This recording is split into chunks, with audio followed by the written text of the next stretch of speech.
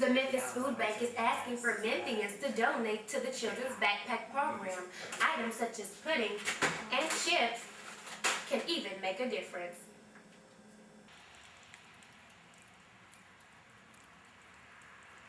Having a security code in a gated community might sound safe, but how easy is it for a criminal to figure that out? Look for ways to save money. They fail to realize that their dollars are escaping through one of the biggest holes in their home, their fireplace. The new MATA short-range transit plan is underway. MATA is working with the study team comprised of Nelson, Nygaard Consulting Associations, Kimley Horn, and Trust Marketing Incorporated. The goal is to meet the needs of the city's bus takers and enhance the current services that are being provided. These teams have proposed new service scenarios such as the grid approach and transit centers and hubs. Each will help the community out in the way they need to. Here at the bus terminal, passengers board the buses on and off to reach their destinations. The new Memphis MATA bus transit design is here to improve time, maintenance, and overcrowding population. Also that the schedules are on a repeating pattern, and so that the bus comes every 20 minutes or every 30 minutes, and that pattern repeats. So you know that you catch your bus at 10:15, 10:45, 11:15, 11:45. In a meeting about the developments held at the Benjamin Hooks Main Library, fellow MATA riders came out to give suggestions and also to gain better knowledge about how the transit could benefit them. Bethany Whitaker, principal of Nelson and Nygaard Consulting Associations, presented the new ideas for the transit. Afterwards, the floor was open to comments and suggestions from the audience, many not very pleased with the current services. Late, but you're going to tell me you can provide an additional bus or two buses in the evening for those people who need to St. Elmore?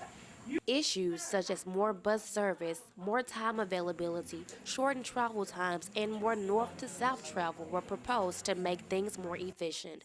Most riders travel from Poplar, Lamar, Jackson, and other main areas in the city. These areas are focused more on the overcrowding. Even with the better plan for passengers, bus fare will have to increase. After a year of overall planning, the short-range transit plan is set to take place in January of 2012. Raven Phillips, Midtown, Insight News.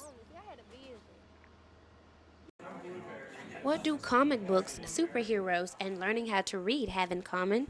The Literacy Mid-South program is here to help adult students learn how to read or get on their reading level.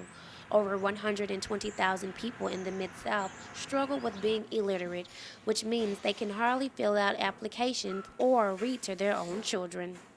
Literacy Mid-South helps one get on their reading levels from volunteers within their tutoring programs. Had some sort of hardship in their life, and now they're trying to get back into the workforce or trying to get their driver's license, trying to get read to their kids. So they come here and they learn how to read. We also have a program that works with the families to teach them that reading is fun and important. To make reading more fun, Literacy Mid-South hosted its first annual fundraiser called the Super Gala. People get to dress up as their favorite comic book characters from a comic book they enjoy reading. Literacy Mid-South board member Reginald Milton had this to say. Because Nelson Mandela taught himself to read using comic books. And we thought, what a wonderful idea. And people reading should be fun. So this gala is an opportunity to show superheroes in the comic books. Reading is important. Adult students come to get the proper tutoring they may need to help better their reading skills. At this event, the Super Gala, students get to dress up as their favorite comic book character, courtesy of the comic books they enjoy reading. The Super Gala fundraiser benefits the many programs of Literacy Mid-South. The funds raised will be used to pay the expenses for this business.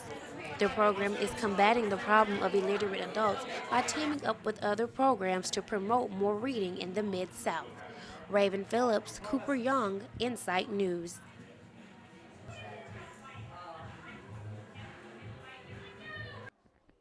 Junior Achievement BizTown is not your average after-school program. Normally, children may be attached to playing on jungle gyms and merry-go-rounds, but in J.A. Biztown, life lessons and responsibilities are taught. J.A. Biztown is an economic education program that's a program of junior achievement of Memphis in the Mid-South that teaches kids about business and economics and how a community actually works. Parents may have a hard time looking for facilities that may help their child grow in different ways. With 15 public and private enterprises, including banks, retail shops, and radio stations, your child is in for a world of opportunities. We work with 4th, 5th, and 6th grade students in all of the school areas and school districts, West Tennessee, Eastern Arkansas, and North Mississippi. J.A. Biztown may look like an ordinary after-school building, but inside, the possibilities are endless.